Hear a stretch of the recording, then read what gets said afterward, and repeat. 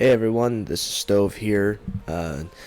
Obviously, I haven't been recording lately. This past week has been just very busy for me personally, and I've also been dealing with some audio issues every time I've been trying to record videos. They've ended up having like some weird audio things where half my video didn't have its audio.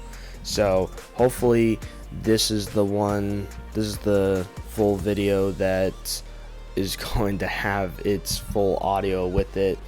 But so obviously we didn't review the college and the pro football games of last week.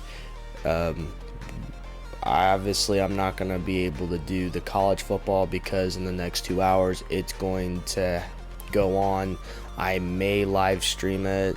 It really just depends. If I live stream it, I will be live streaming before this video is even out. So anyway, let's get into this review of tomorrow's stuff. Well, preview of tomorrow's NFL stuff, but a review of the Seahawks and Cardinals game. Anyway, so you got Seahawks who won very close, solid field goal. Besides the penalties, I think this was a very good dominant game for the Seahawks. And with the Cardinals also putting things together in that fourth quarter, they were able to come back and tie the game. But with that being said, like I said, if it wasn't for the penalties, if it wasn't for that squibbed kickoff, we're not sitting here and seeing an OT on the final score. So it would have more than likely went into OT. It would have not. Who knows? I mean, even if that penalty didn't happen, we would have seen the Seahawks drive the ball down the field because they had already been successful enough to do so, getting 2 other field goals in the second half. So we don't necessarily know, but it was a huge conversation that night and the day after, which was yesterday, and I think it's still being in conversation this entire weekend. So I think the Seahawks defense put very good plays out there. They intercepted Kyle Murray. They kept him from running too much. They kept everybody from pretty much getting what they needed. And that was just getting the ball rolling for them. Yeah, the Cardinals got 3 points in the first quarter, but the Seahawks held a Cardinals offense who I think can be a top 16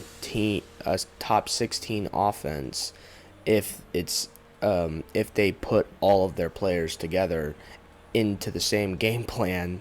Obviously, sometimes that doesn't always work out because of their opposing team's defense, but still, the Seahawks went 14-3 in the first half and then proceeded to score 3 points in the third quarter, 6 points in the fourth quarter. The Cardinals scored the most in a second half that I've probably seen this entire season, I think, because they scored 17 points in the second half. I think that's either a little I think that's as most that they've scored in the second half this year, or that's like second most, but still it's not.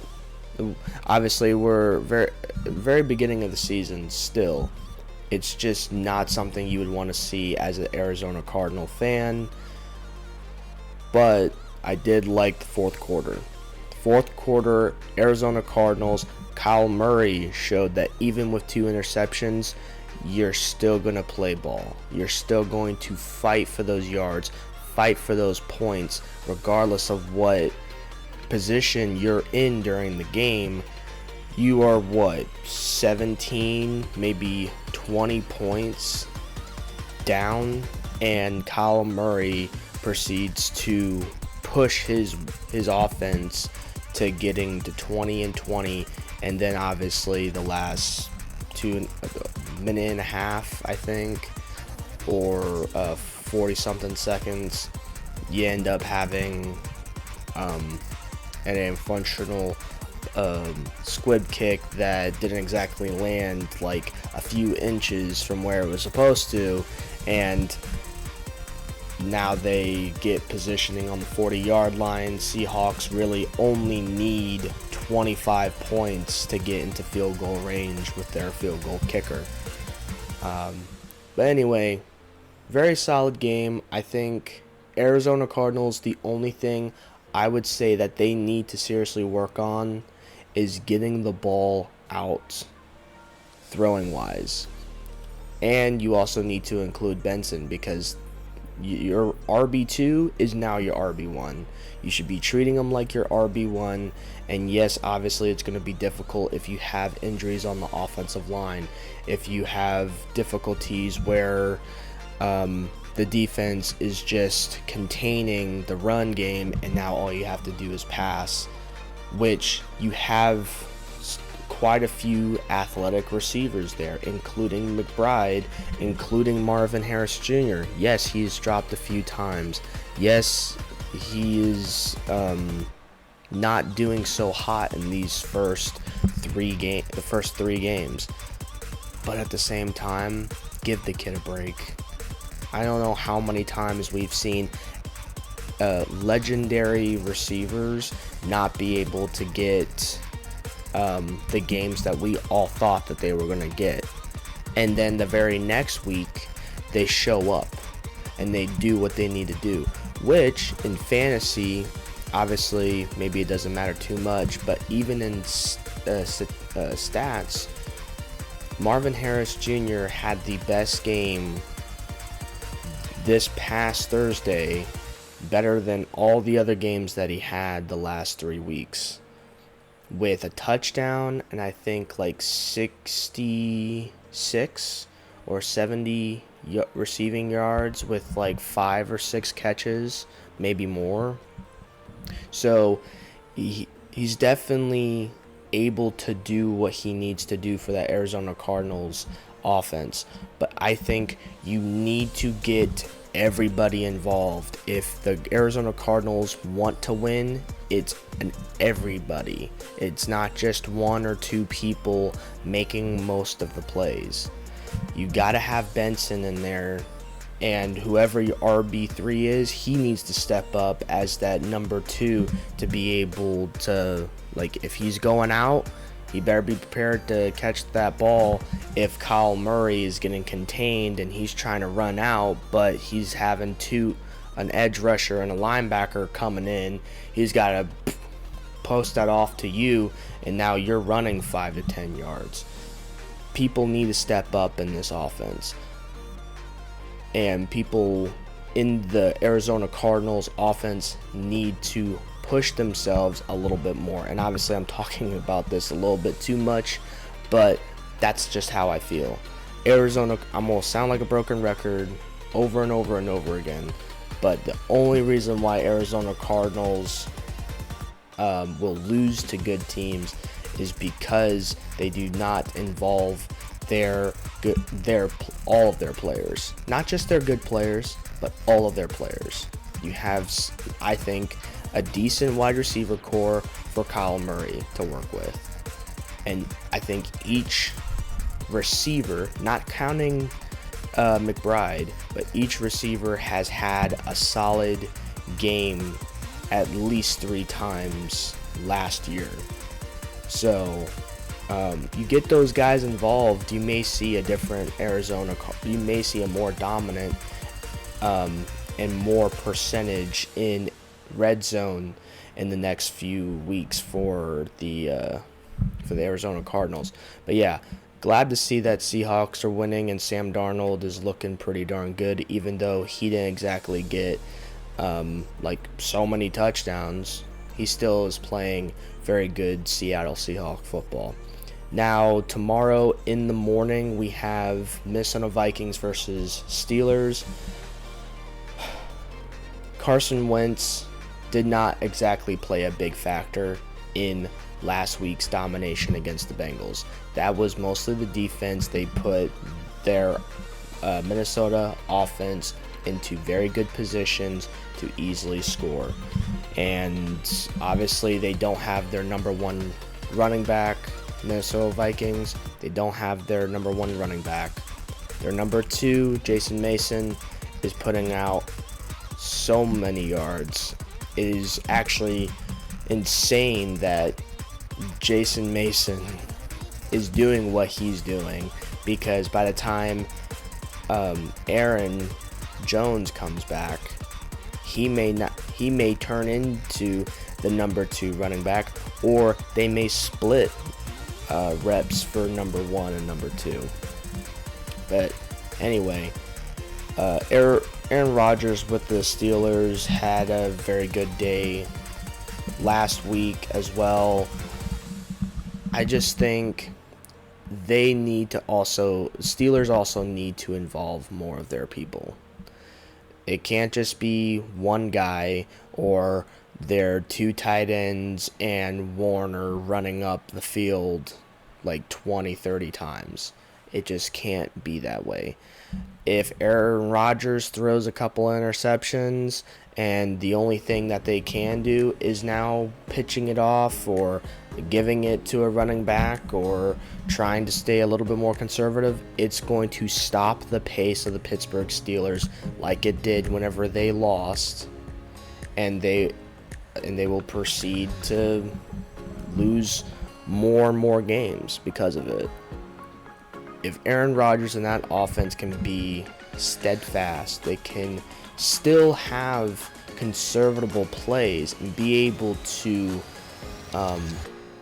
work their magic on the run game, and Aaron Rodgers can stay focused wherever he is, I wouldn't be surprised if the Vikings, with their defense being as hyped as they were, especially now going into Dublin, Ireland, yeah, you're technically going to be at a away advantage. Like you're not gonna have like really any advantage, but at the same time you may not have an advantage compared to the Steelers. But anyway, I think the Vikings defense going into things have already looked good. The Steelers defense is what may be the struggle for the Steelers. Obviously, each one of these teams have things to work on, but you have the Steelers defense that can play better. They did play a little bit better last week, but I can definitely see some sacks going the Steelers' way. But if the Vikings get anywhere near where they were last week against the Bengals, and yes, I know there's two different teams compared to the Cincinnati Bengals and the Pittsburgh Steelers, but the Vikings defense is looking very scary after what they did against the Cincinnati Bengals, and the Vikings defense have almost always showed up. Even when they lost, they made good plays, and it's unfortunate that the last few plays that they made whenever they lost were the ones that they made mistakes on. The Steelers, however, need to have everybody show up. Can't just be an offense, can't just be the defense. It's got to be everybody. So, unfortunately, you're not going to... I think I would like to see Minnesota win, because it obviously just helps the Bengals stay at number one.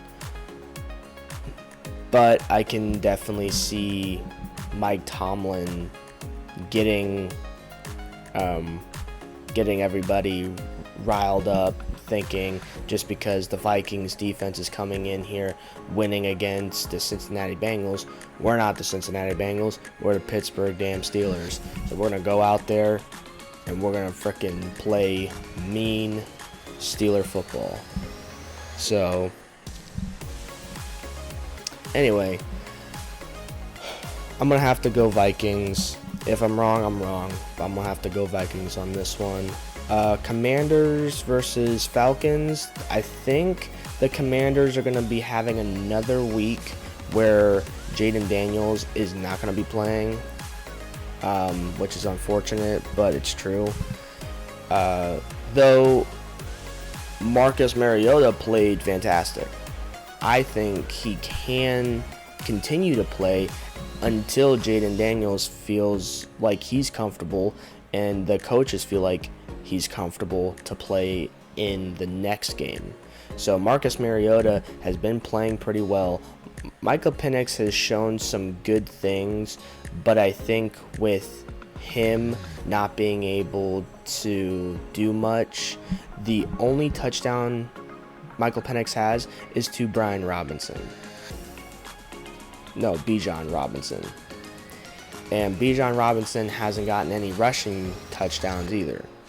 So, yes, the Atlanta Falcons defense is very good. They're having some struggles at kicking, the Atlanta Falcons are. I don't know why they decided to let go Koo. I think he is still a top 10 kicker in the NFL, so whoever decides to grab him will be probably good for that team. But the Atlanta Falcons, you guys are going to lose once more. Unless you guys can come up with a way to actually get into the end zone and stop trying to kick field goals, you guys just decide to get in there. Well, granted, you guys are getting points. You guys were wanting to get points. I get it. But you guys are relying too much on your defense. Your defense is working harder than your offense is. It's great to see that you guys have a great defense. Your defense looks fine. It's your offense that you're having trouble with. And I think the Commanders will win just off that. The Commanders being more dominant on defense and on offense than the Falcons are. I'm going to say that the Washington Commanders get their first away win against the Atlanta Falcons. Now, it can still be pretty close with the Falcons defense probably pressuring Marcus Mariota quite a bit. If turnovers go their way, it may be more of a one possession game, but I see Commanders winning by like 2+ touchdowns. Bills and Saints. Bills are home for the third time in 4 weeks. James Cook is playing out of his mind. Josh Allen doing the exact same thing. So maybe there might be some force that the New Orleans Saints can put on, but I have the Bills defense on my fantasy team. I think that it's going to look pretty darn good after this game. So obviously the favorite is going Buffalo Bills, 14.5 favorite. So I'm going to say that's just about right, if not a little bit higher, maybe even 17.5. But that seems about right to me. So I think Bills are going to win. They're going to stay undefeated. And Saints are still going to be looking for that first win for them. Browns and Lions. Obviously, the favorite is towards the Lions. I get it. The Lions are also looking incredible. Montgomery had a good game. Gibbs had a good game. Jared Goff is leading with good yardage and good passing percentage. St. Brown is doing well, 20 catches in the last 3 games, 227 yards and 4 touchdowns. Great, terrific. However, the Browns exposed the Packers, in my opinion. I think they exposed what the other two teams couldn't expose, which is funny because the Browns should just be the Browns. But luckily, you have a team like the Browns who don't exactly have a great offense at all. They have a good offense. They have athletes on that offense. However, the defense is scary. And even with the Lions' weapons, if the Browns do what the Browns did with the Green Bay Packers, because the Packers also have weapons, maybe the Lions have 2 or 3 more weapons, consistent weapons than the my goodness, than the Green Bay Packers, their division rivals. However, I think the Browns are still going to make it a close game. That's why I feel like around 10 is good. But at the same time, you never know with the Browns. If you give them the chance to stay in the game, I'm sure the Browns will be able to stay like a possession or a possession and a half behind the Lions. Doesn't mean that the Browns will win. I don't think the Browns are winning in Detroit. I think the Lions will more than likely win like 90 to 95% of their home games.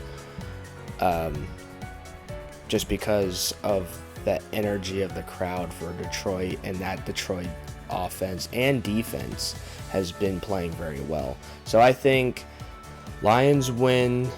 I think it's around that 10, maybe 13 points against 10 to 13 points more than the Browns. So that seems about right. New England versus Panthers. I think it's an up and down thing. I think Drake May has been playing well. He's thrown a couple of interceptions that looked a little not so good. You got Bryce Young, who came back in a huge way. He's been building himself little by little, but since he's been starting, he's been getting back little and little. Last week, the Panthers put on a fantastic performance against the Atlanta Falcons, 33-0, absolutely stomping them, like not letting them score once, and it was insane. So if that Panthers team comes into New England, you're gonna definitely see the Patriots have a tough time. And the fact that the Patriots are already, they're I think the second team to have 3 home games in the last 4 weeks, you would think that'd be an advantage for them, but it wasn't. Now, granted, the Patriots had lost against some solid teams. The only win that they have is against Miami Dolphins. So, unless that Patriots defense can stop the Panthers from scoring, then I can see the Patriots definitely winning by a possession or a little bit more. Panthers, however, if that team of last week, any form of that team that we saw last week comes through, it will be a tough time, and you could probably see the Panthers finally getting a win away. So you got the Panthers, who haven't won an away game yet, and you got the Patriots, who haven't won a home game yet. I'm going to just have to say it's a coin flip here, but I'm going to say Patriots. I'm going to say the Patriots only because I'm more of a home guy, and I know home field advantage is an important thing when you can feel that energy from the home field. But if the Panthers suck all that energy out, Patriots, you're going to need probably something different to use, because home field advantage isn't exactly an advantage anymore if you start the season 0-3, 1-3 in regular season, but 0-3 at home. But I'm going to choose Patriots here. Giants and Chargers. I'm going to say Chargers. Really nothing much to talk about.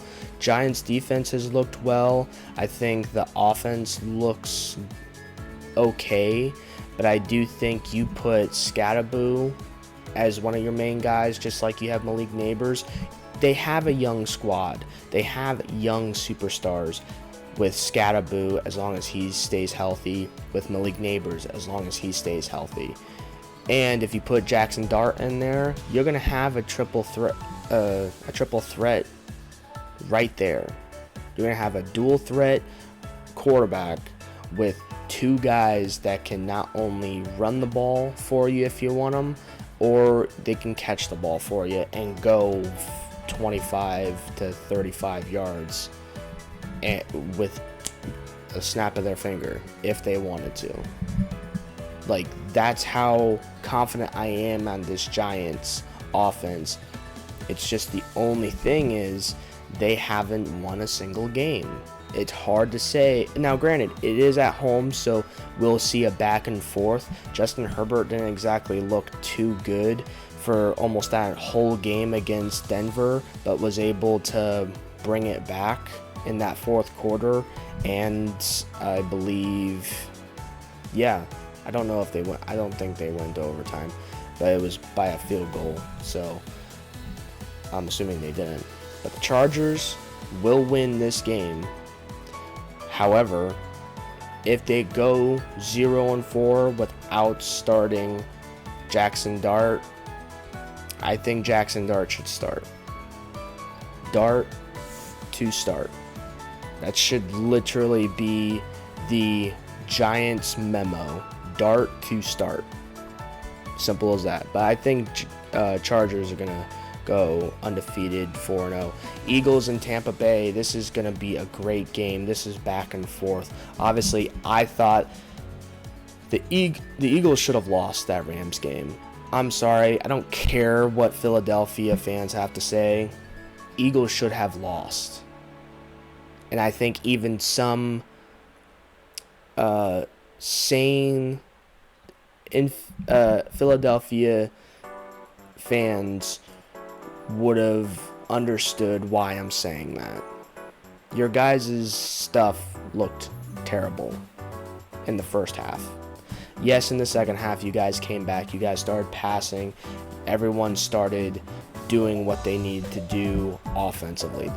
You guys looked great. You guys made a lot of good changes in your offense. It was good. However, I still so irritated that the Rams defense even allowed it to happen. Not to say that they were trying to allow it. Obviously, the Eagles have a lot of playmakers offensively and defensively. But I just think if you don't have those last 5 to 6 minutes, and it really was a huge game changer. Philadelphia, I give you props for trying to stay in that game. But if you don't have those last 5 to 6 minutes of the fourth quarter, Rams win. They run it out. They play however they need to play to run out that clock, and Rams win by a possession and a half. But they didn't. And unfortunately, now granted, Baker Mayfield still hasn't thrown an interception. Props to him.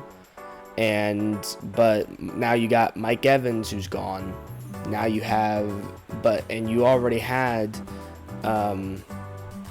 what's his name? Chris Godwin. He's gone for a few more weeks. So now you only have one receiver. Bucky Irving's there. I know your RB2 is solid. Oto, he's pretty good, but people need to step up for this Tampa Bay defense. I think Tampa Bay will lose at home against the Eagles, but it's only if no one steps up besides this rookie wide receiver who's been stepping up every chance that he's gotten. And that's 14 catches, 183 yards, and 3 touchdowns. I see him getting another touchdown. If he gets another touchdown, he's basically had 4 touchdowns. He's averaging a touchdown every single game. There's no competition, in my opinion. As long as this rookie stays healthy, he goes off and does great things with this Tampa Bay team. But I think Tampa Bay ends up losing their game. Now, obviously I haven't said anything about Tampa Bay's defense, but at the same time, it's kind of wonky. Eagles defense isn't near as wonky as the Tampa Bay Buccaneers. Tampa Bay has allowed points where the Eagles have also allowed points, but they have also made very good comebacks. I think 2 comebacks in the last 3 games. So, because I'm pretty sure they weren't leading two of the 3 games. I may be wrong here, but 2 out of the 3 games, I'm pretty sure in the beginning of the 4th quarter, they weren't leading in their games. So it could be another coin flip, and with Tampa Bay being at home, Baker Mayfield could throw for 3 or 4 passing touchdowns and 300 plus passing yards. And that could go to the rookie, that could go to a couple of their tight ends, or their running back could go out of this world. But we'll just have to see. I really want the Eagles to lose. But just with the injuries that Tampa Bay has right now, the Eagles look like they could easily take advantage of that by the time it hits the 3rd quarter, or half of the 3rd quarter, or maybe even beginning of the 2nd quarter. They could probably already take advantage of those injuries that Tampa has, and then just focus on their weak points, which is their tackle spot, which is their wide receiver core. As long as no one steps up to play like Mike Evans or like Chris Godwin, besides the rookie. Because the rookie's just been playing like the rookie. He's been playing great. So you see something like that, maybe it'll be a closer game, but the Eagles will more than likely win by 4 or 5 points there. Houston versus Tennessee. My goodness. Someone's O's gotta go, I think. I don't know what to really say about this. I think Houston at home will win against Tennessee Titans, which I do like the favorable things, 7.5. I do think it is going to separate both of those teams on who is going to be the worst team in this AFC East division. AFC South division, and who's going to be the 3rd best, because obviously that's literally what we're looking at right now. Unfortunately, even though Houston was favored to win their division, but I think Houston wins at home. Really nothing to really talk about. I think Cam Ward can do some good things during this game at Houston, but at the same time, both defenses haven't looked too good, so it really just comes down to who makes the most mistakes out of both of these 2 teams in this matchup. And I would probably say Houston Texans have made the least amount of mistakes just in the last 3 games compared to the Tennessee Titans, just in my opinion. Now you got Houston, they'll get their first win there. Now you got the Colts and the Rams. This is going to be great. This is going to be a back and forth game.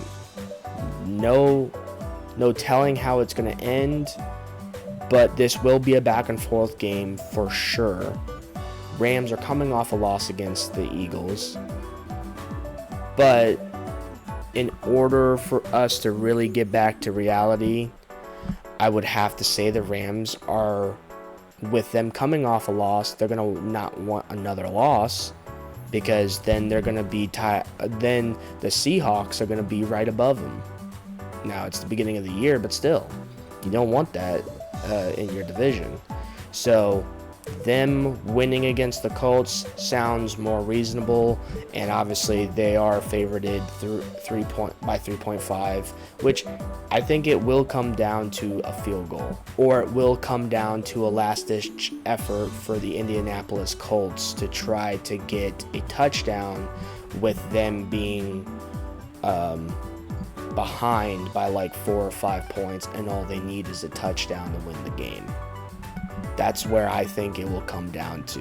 With the Colts offense and defense playing like how they have been consistently, their first punt, which I think they only punted that once, which was last week.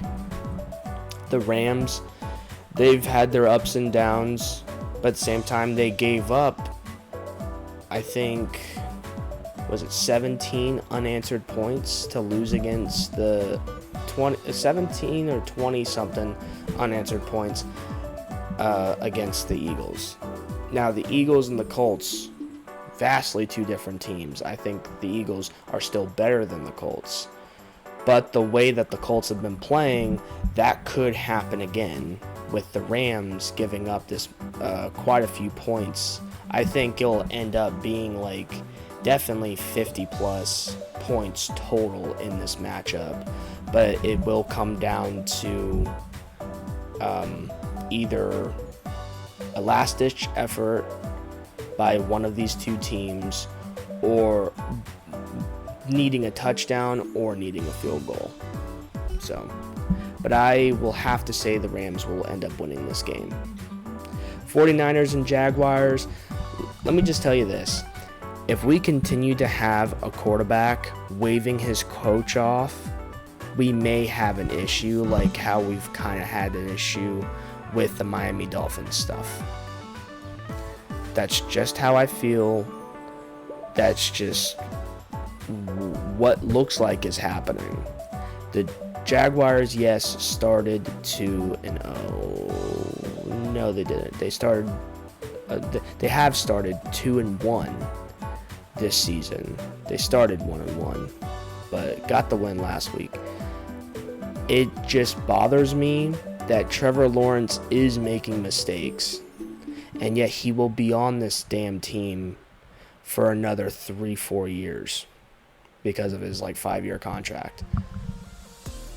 49ers with Mac Jones can create another win for the 49ers. The 49ers defense can put Trevor Lawrence in his place once more. Trevor Lawrence, I do see throwing another interception or two. Whether it's his fault or not, doesn't matter.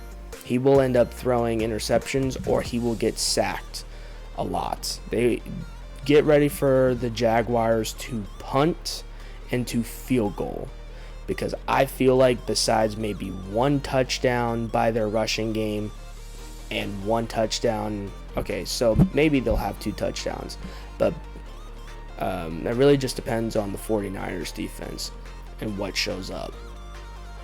I do think the way the Jaguars offense is playing, 49ers are going to outplay their offense and their defense, regardless of who gets matched up with who, unfortunately. Now, granted, I could go into more detail and say that's not exactly true, but 49ers, they're gonna end up winning 30 something to 17 realistically.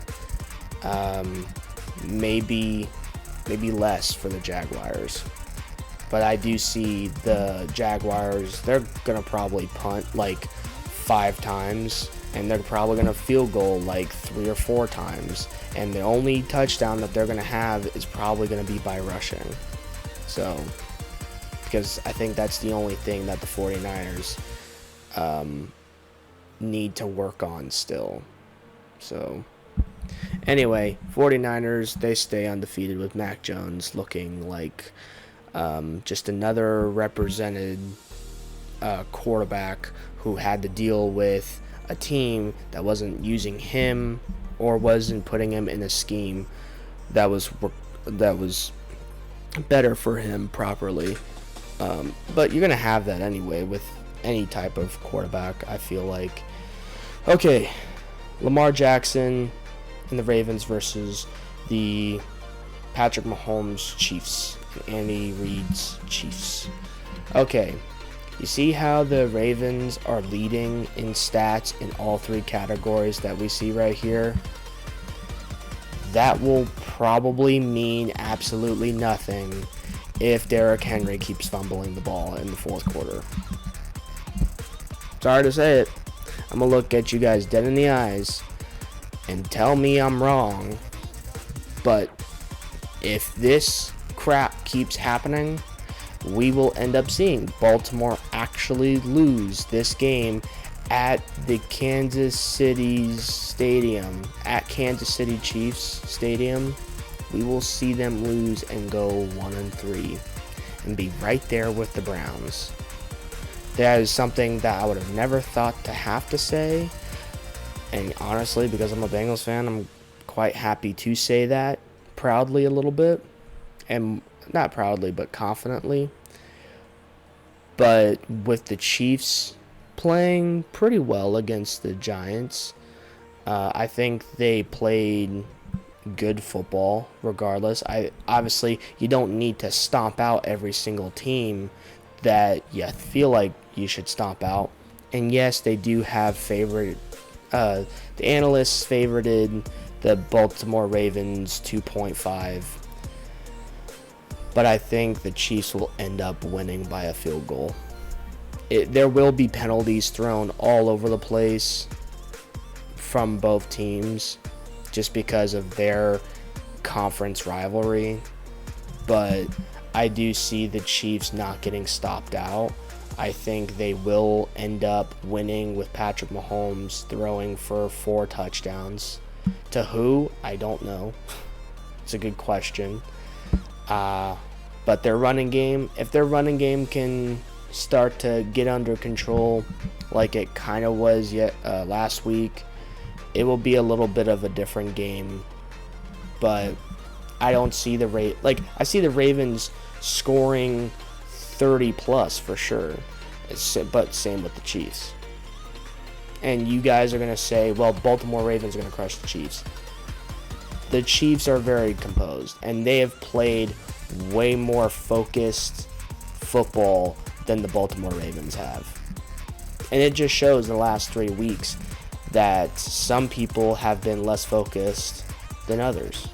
Whether that's true or not, because Derrick Henry has either been not focused in the fourth quarter, or he and Derrick Henry is your big running back, your big superstar besides Lamar Jackson. Granted, Lamar Jackson has 9 passing touchdowns, pretty solid quarterback numbers for a guy that everyone thought mostly ran the ball, which he still does. It's kind of annoying still, but oh well, he's an athlete. He's a freak of nature. So we will see a lot of good plays by both offenses. Now it will just come down to the defense with the most composure, the most focus, and who makes the most mistakes. Whoever makes the most mistakes will lose defensively. Yeah, for sure. Hopefully the Chiefs aren't arguing during this game, but we'll see. But I would have to say the Chiefs, just out of my own thing. Like I said, I do like my home stuff. I do like the home teams because there is an advantage to it. Hell, if it was at Baltimore, it would probably be 6.5 or some crap like that. Maybe even 7.5, the Ravens direction. Anyway, you got the Ravens and the Bears. Obviously, not the Ravens. You got the Raiders and the Bears. Raiders have played pretty well. Bears have played pretty well. Both of them have had their off and on games. I see actually the Bears winning in Las Vegas. Geno Smith has done pretty well, but he's averaging an interception every game. Or more than an interception every game. It's not exactly what you want to see in the quarterback that you're going to hopefully trust for the next 2 to 3 years with the contract that he has. Maybe you guys will more than likely draft the quarterback for next year's draft. But Geno Smith, I think Geno Smith probably leads in passing yards, I think, or he's like top 3 passing yards. The only problem is his passing touchdowns isn't good. Like, it's really just that offense, and their offensive line can't exactly stop much pressure coming through. So that's why I feel like the Bears defense will do that exact same thing. Geno Smith will throw another interception, at least one, and the Bears will end up winning like 27-23 realistically. Now obviously the Raiders have the chance to win, but that's really only if Geno Smith does his job. He doesn't throw any interceptions, but he does his job. Brock Bowers is trying to still come back from being injured, and yet involve Ashton Jeanty in more plays passing.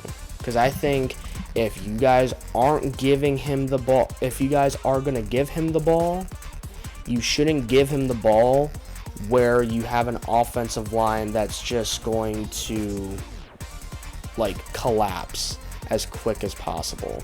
And that's how I feel about some of these offensive lines in the rest of this league. They got young running backs, rookie running backs that could blow up at any point this year.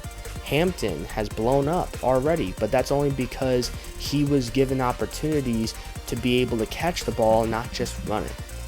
Now, obviously, Ashton Jeanty I've seen him catch the ball a few times, but just put him in there a little bit more, maybe be a little bit more spread out.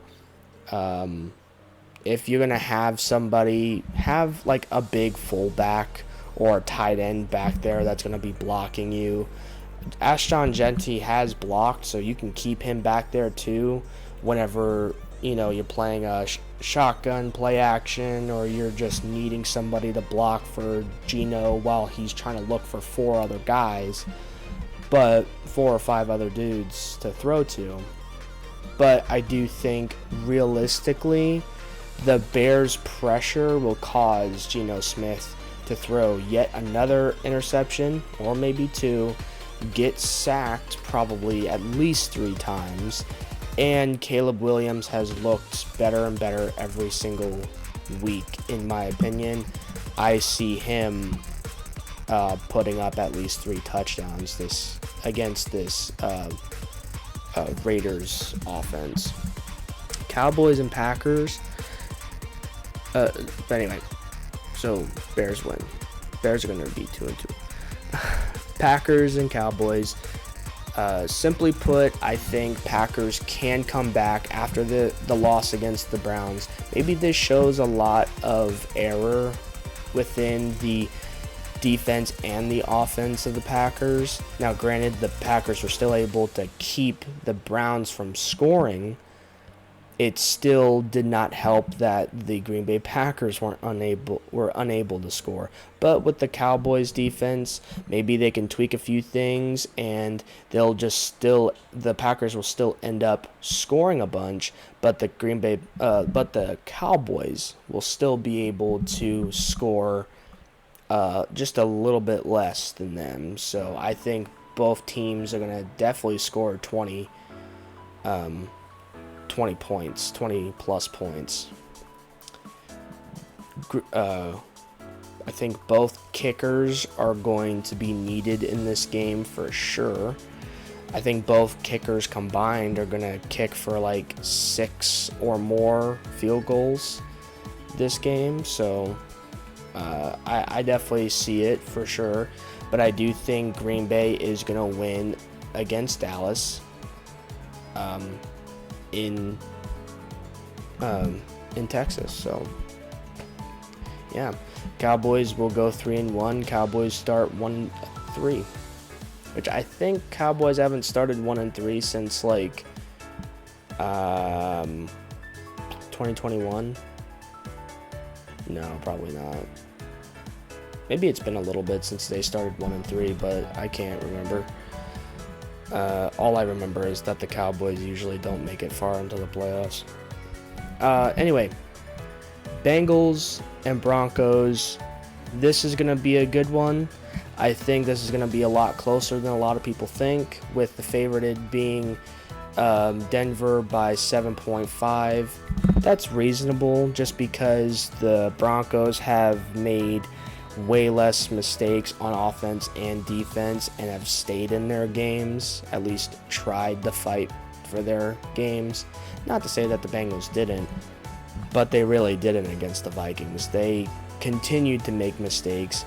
Their ball handling was absolutely ridiculous. So I'm going to still go with the Bengals here. You guys are going to call me stupid because obviously J.K. Dobbins is a solid runner, and if Jake Browning keeps on throwing interceptions and causing turnovers, the Broncos are just going to stomp all over the Bengals again. But I think it'll end up being by a field goal or possession. I think it will come down to whoever has the ball last will be the ditch effort to try and score either a field goal or a touchdown to tie the game for overtime or to win the game entirely in the last minute and a half, I think. That's what I think. So, but I'm going to say the Bengals. And, yeah. So, Jets and Dolphins. The way the Dolphins are able to play, I think I did say that the Dolphins had their first win. Apparently not. But with everything going on with the Jets still have some solid stars. But it really just depends on which defense comes out between the Dolphins and the Jets. I do think you have a good chance that the Dolphins will come out and just score and then just leave it to the Jets to either make their own mistakes on their offense. So I think it'll end up just being like the Dolphins will just outscore the Jets. There really won't be much to say about it. Now, the Jets and the Dolphins defenses can still cause interceptions, can still cause turnovers because they have some solid players too. But realistically, I'm going to have to say Tua Tagovailoa is going to end up winning against the Jets. Aaron Glenn needs a win right now. You know what? Yeah. Aaron Glenn needs a win right now, even with Tyrod Taylor at the helm. I'm going to not go with the home team this week for Miami, because they're already lost one time at home, even though I think that was still a close game. I think the Jets end up winning.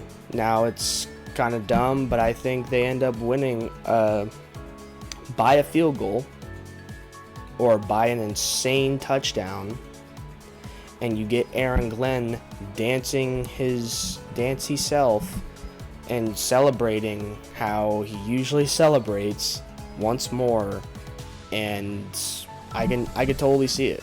But if he goes 0-4, then they'll probably already be calling for Aaron Glenn's job, because he's first year head coach for the Jets.